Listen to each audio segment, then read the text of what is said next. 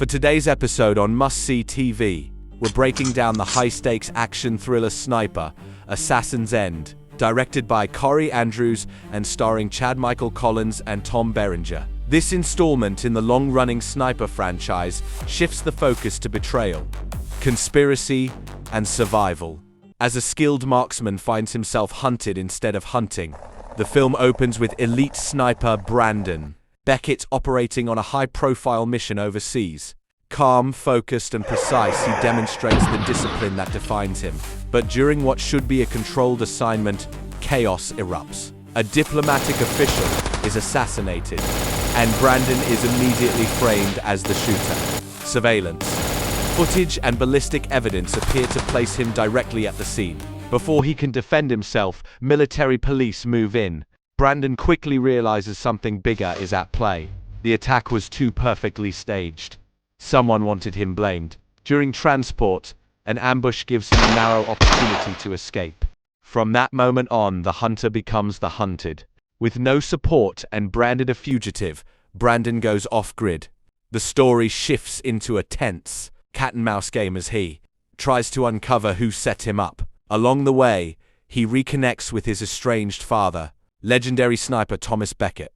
Their relationship is strained. Thomas is old school, hardened by years of covert operations. Brandon is more modern, tactical, and emotional. The generational divide adds friction but also depth. Thomas initially doubts parts of Brandon's story, but experience tells him something doesn't add up. Together, they begin tracing the conspiracy.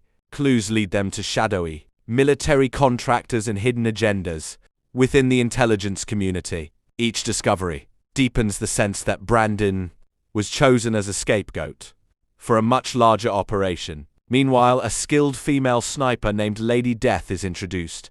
She operates independently and has her own reasons for being involved. Her presence adds unpredictability. At times she seems like an enemy, at other times a reluctant ally. Her precision and tactical thinking mirror Brandon's, creating intense standoff sequences where a single breath can determine survival. The film alternates between close-quarters action and long-distance sniper duels. Rooftops, abandoned buildings, and forested landscapes become battlegrounds. Every movement matters. The pacing balances stealth with sudden bursts of violence, staying true to the franchise's emphasis on patience and precision. As Brandon digs deeper, he uncovers evidence that the assassination was orchestrated to spark political tension. The conspiracy involves individuals who benefit from chaos and instability. Brandon's skill set makes him both dangerous and disposable. Framing him eliminates a liability while diverting attention. The emotional core of the film centers on father and son reconciliation. Forced to rely on each other, Brandon and Thomas confront old wounds. Thomas pushes Brandon to stay focused, reminding him that emotions cloud judgment. Brandon challenges his father's rigid worldview, insisting that loyalty without questioning authority can be dangerous. Midway through the film, alliances shift. Lady Death's motivations become clearer, without revealing spoilers. Her connection to the broader conspiracy adds complexity and moral ambiguity.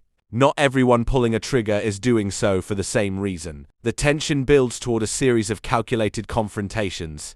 Sniper battles are staged with careful build-up scope views.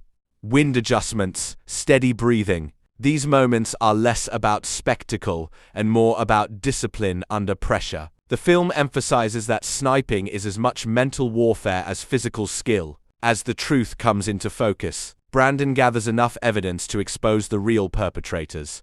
But clearing his name isn't simple. The final act blends action with strategy, forcing Brandon to outthink adversaries who have resources and influence on their side. The climax delivers tight tactical action rather than over-the-top explosions.